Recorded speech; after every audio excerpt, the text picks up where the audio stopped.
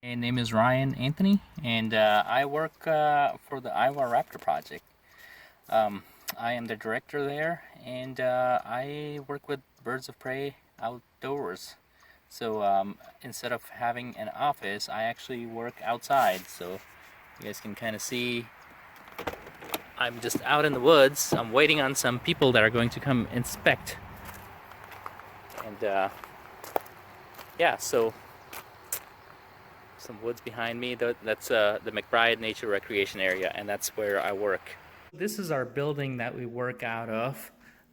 Some of the things I can show you here is, so we have a scale here that we weigh the birds on sometimes just to make sure they're healthy and at a proper weight.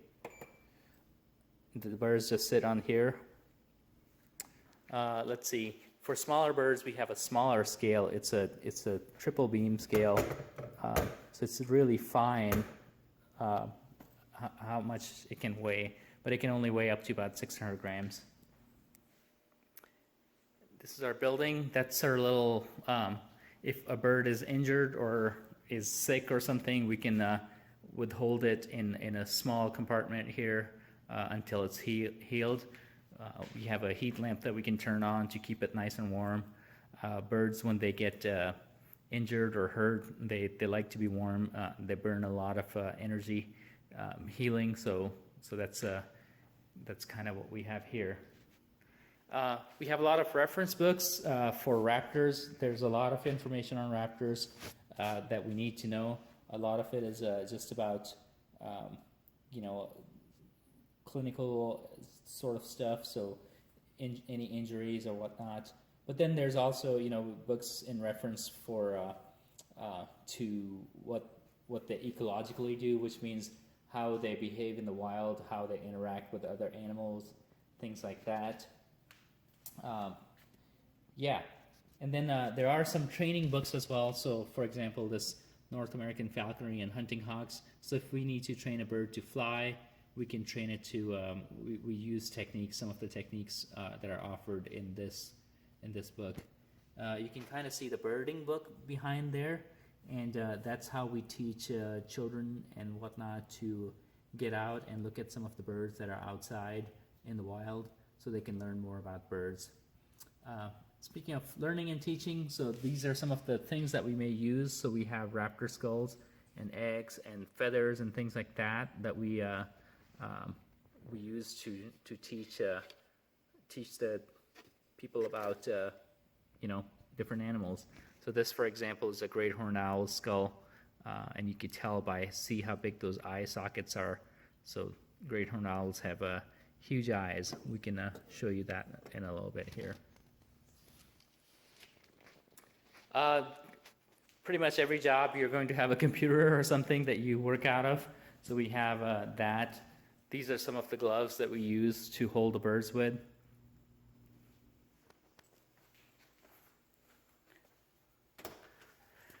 So yeah, this is the building that I work out of. But then, outside of my building, there's a lot of just woods. And then we feed some birds in these bird feeders as well. So you guys might be able to see some of the birds flittering about in these feeders. Let's see if we can sneak up on some of them. Hey, buddy.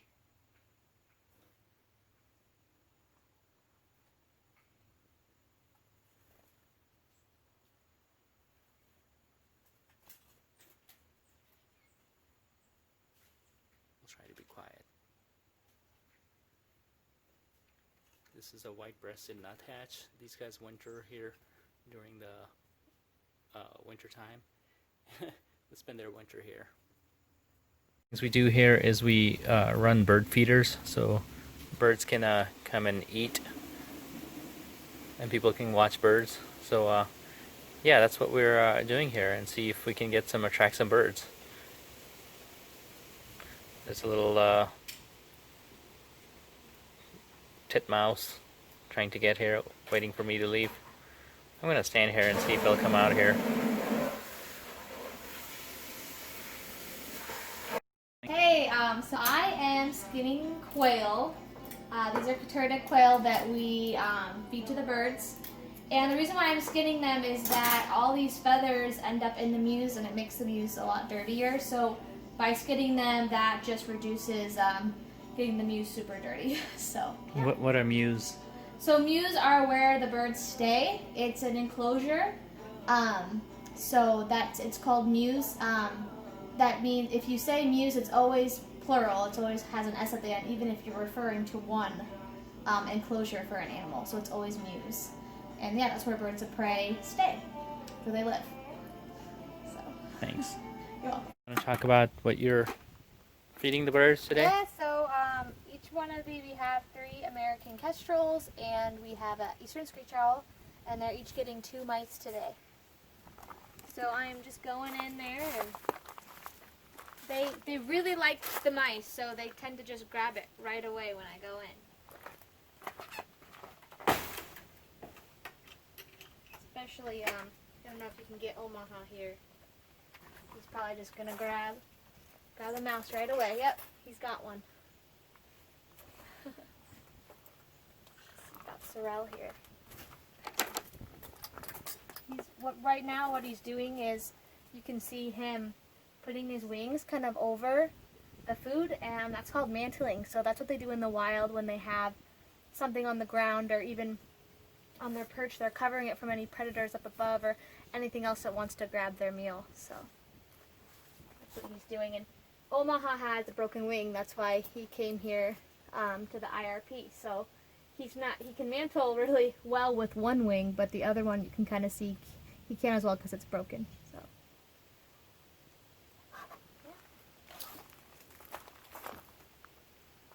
Hi, Sorrel. Sorrel really likes mice too. She's gonna grab one right away. Also, when I go in here, I'm looking around for any caches, and what that means is kestrels, they do this in the wild as well. They put a piece of food into a tree or somewhere that they can come find it later. So here's one right here. This is a cache where she's just placed a little bit of food in a corner, and she won't come back to it because she has enough food, today. So I'm gonna kind of clean up a little bit around here, just look for any caches, make sure there's not a ton of them around, clean up the mews a little bit.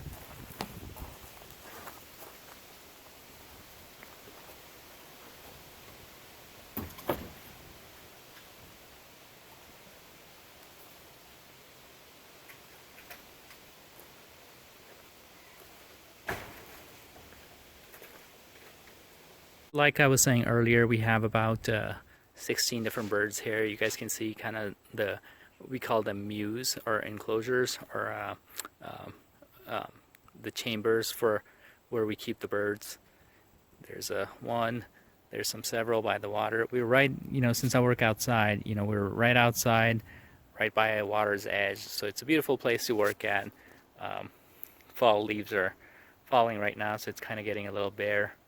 But yeah, so we have lots of birds. You guys can come out and look at some point. There's the bird feeders. The birds are chasing each other. Here's our barn owl.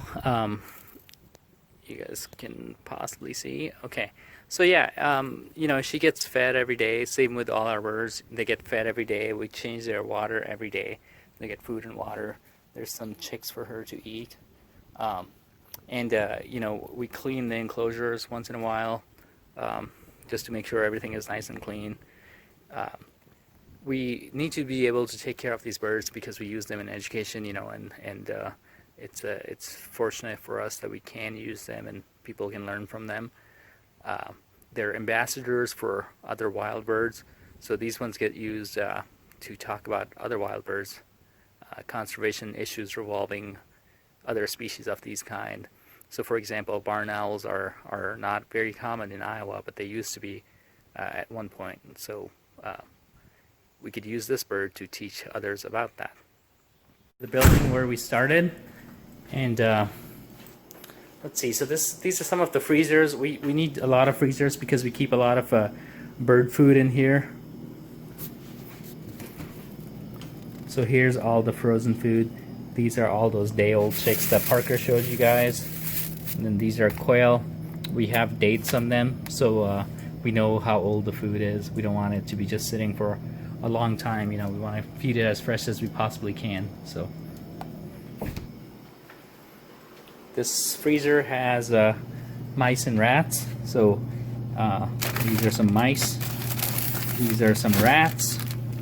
And then we also have some hamsters that we feed. So yeah, we give them a variety of diet. You know, we give the raptors a variety of diet so they can, you know, it's just like, just so they get better nutrition. You can't just eat the same thing all the time.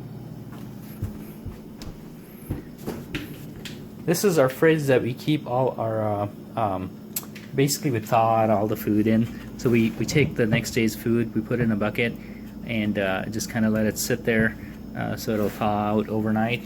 And that's what the birds will get fed tomorrow. Let's see what we have in here. So these are the quail. You can see how they're rock solid right now, but you know, they'll be thawed by tomorrow. We have mice. We have rats. Well, that's a hamster. Sorry, that's a rat. You could tell by the long tail. You know, this one doesn't have a very long tail. Oh wait, no, that is a rat. The tail is just cut off on this one. Must have frozen off. Those are mice as well.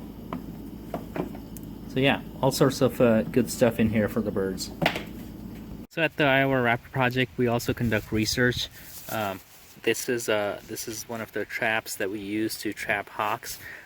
It'll have this is like a bait cage, so it might have like a mouse or a rat or some sort of bird maybe in there that hops around in there that the hawk wants to eat. And then when the hawk comes and tries to grab it, you know, it's in the cage, so it's protected. But when it comes to eat it, it walks all over this place and then gets its foot caught. So that's how we trap the hawks. And then once we trap them, what we are doing here is we will take these bands, some of these bands that go on, and these bands come in different sizes, so based on what size the bird is, you know, we'll put one of these bands on the bird. And we'll also take a feather sample from them and put them in one of these envelopes.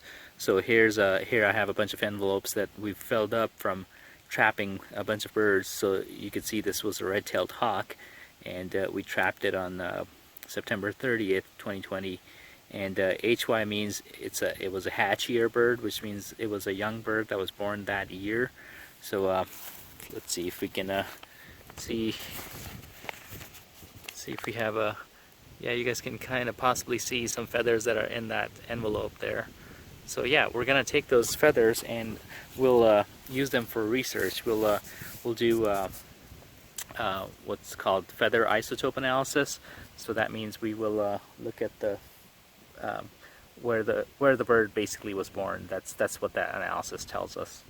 So yeah, it's a beautiful day outside today for working outside, and you know, when you're working outdoors, you may get like a really pretty day like this, or you might get some inclement weather. So cold, you know, hot, you got to be able to withstand all of that. But then you get to enjoy all these beautiful places and get to learn about them and get to take care of them. What I do is, you know, we work with raptors of many different species and whatnot. This bald eagle, she was found injured kind of on our McBride Nature Recreation Area property. So we don't really rehabilitate birds, but I will take her to a rehabber. Looks like, I don't know if you guys can hear that, but looks like she's got a lead poisoning. She's having labored breathing, and you can kind of see that green in her mouth and stuff like that. So yeah, but we'll take her to a rehabber and we'll see what happens. Unfortunately, oftentimes birds like this that are this far gone don't really make it, but we'll see. We'll try the best we can.